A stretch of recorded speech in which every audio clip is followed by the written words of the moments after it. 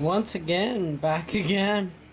Uh, I'm really excited. I have no idea how to even start to talk about it. I went on a dig today and I found this. It's a giant piece. I gotta get a tape measure or something to show you guys, but it's like a giant piece of iron. It's pretty thick. It's like 3/4 of an inch thick. And I have no idea what it went to. And then I've got this on this hunt. I'm really excited. I can't even contain myself. It's like a big giant rod. And it's not magnetic. And I scratched it right there. And underneath it, it looks just like copper. So you got a nice big copper bar. Sounds kind of cool, right? I can't believe it. And this, I have no idea what it is, but it's gonna be hard to tell in the video, but that's an elephant. Like the front of an elephant. Right in here is a trunk. And then you got the two eyes. And down all right through here is that. It looks like junk. This is why you don't throw your junk trash away into your pocket without cleaning it up, because I didn't notice this at first, but this is actually like a locket or something like that, like a big belt buckle, and it's got the elephant on the front. It's much better on when you look at it with your eyes, but you know, you're on video, so it doesn't really show it. You got, I don't know, it almost looks like a Buddhist symbol or a Chinese symbol over here, Indian. Like, I'm just naming off billions of people, but I have no idea what this is really. And then you flip it over and there's a separate bar going across here on the back, almost like a latch or something over here, but it's pretty much hollowed out where you can stick your finger in here about a 1/2 inch, but a fairly large piece, right? And then we got this. I have no idea what it is. A piece of lead or something. It's wicked heavy. It's way smaller than all these other pieces. Actually, about the same size as the elephant piece. So I would say it's an elephant piece of work. And oh my god, but that's thick. And it's got curvature to it. It was definitely molded to be useful for something. I don't think, well, I do have my magnet on me, but I'm gonna show you something. This is, you can see my mouse and everything. Anyway, but, this is non-magnetic.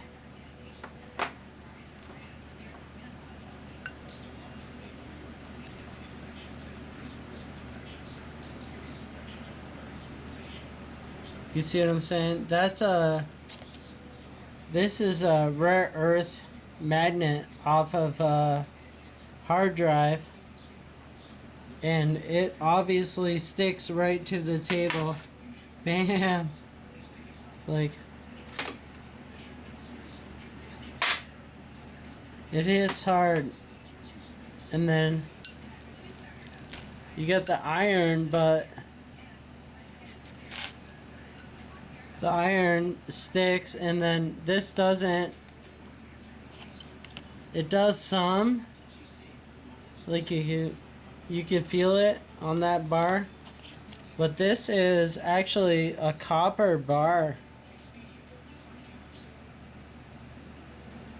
I scratched it right here.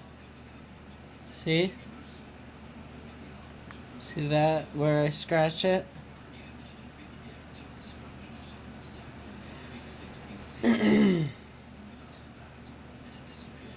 Now, if that was gold, the whole thing, this whole bar would be showing up gold. Even though this is copper, I scratched at it and brought it back to life to like its metallic state, and that's just copper. This sticks to the magnet, but we don't know what it is. It's almost looks like it's filled by cement on this end. And then when you roll it over, this is either copper or bronze. And I'm not sure which one it is. But that is really also big. It's at least 2 inches long by almost maybe 3/4 of an inch wide. And then I get that. This is I don't know what is going on here, guys, but this is a piece of lead, I think. And it is huge. And it's really heavy. It's like really heavy. And about 4 inches wide by 3 inches long. Here. I'm gonna zoom in. Anyways, that's not really very interesting, but anyway. This kind of is. Right here, it's heart-shaped.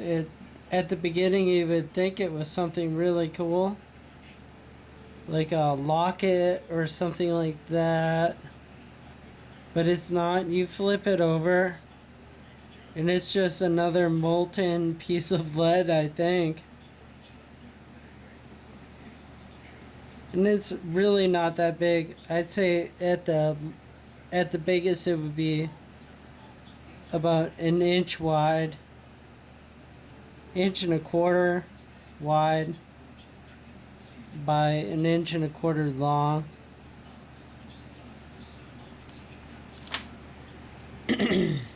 And then I did this. I dug up this thing.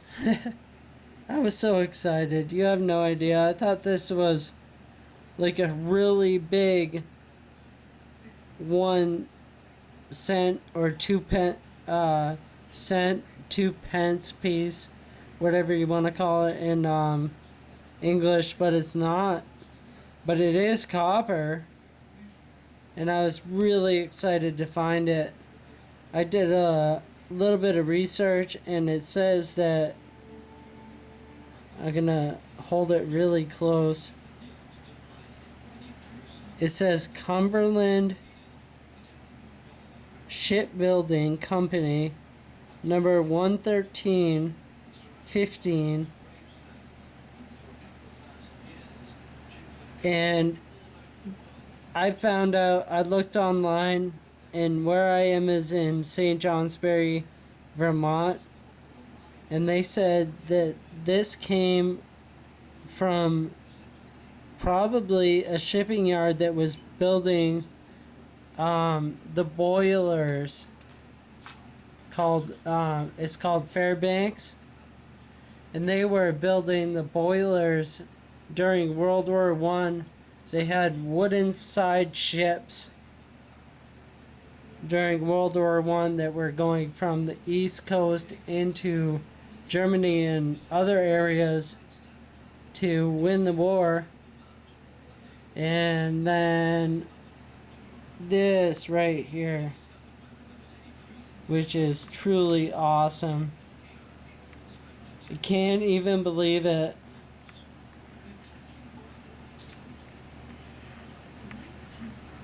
I'm gonna try and zoom out.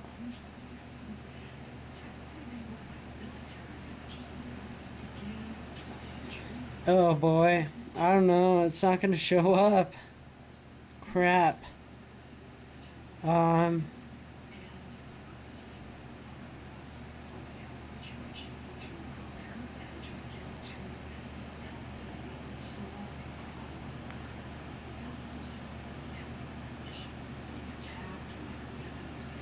There we go. That's one dime. Okay. Just be patient. I'll make it happen. I can't believe it. I'm still in shock. I never, ever, ever thought I would find something like that. 1875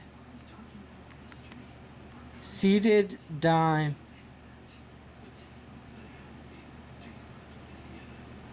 Oh my God. I really can't believe it. What a bunch of history. And I just gotta say, it really does pay to look at history and try to find an area in your own hometown where you can find incredible things. I mean, this shipping token is huge. I don't know. I can only find online the basic history of, yeah, there was a company that did shipping, but the only thing I could find was that in St. Johnsbury, Vermont, they were building boiler, either parts or full boilers for wooden ships that went to fight in World War One, and they were only not really to go out to fight for the war, but they were doing shipping, just shipping basic goods to Europe in order to fight during World War One, and you know, hoorah! Good for them. Yeah, we have a lot to be blessed for, and I'm really excited to find something like that. It goes to show that we did what needed to be done, and I can't wait to go back there.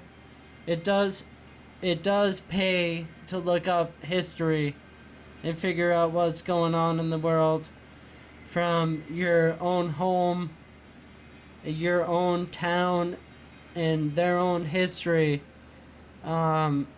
Because you can go out and you can metal detect and you can find things like this elephant thing. I have no idea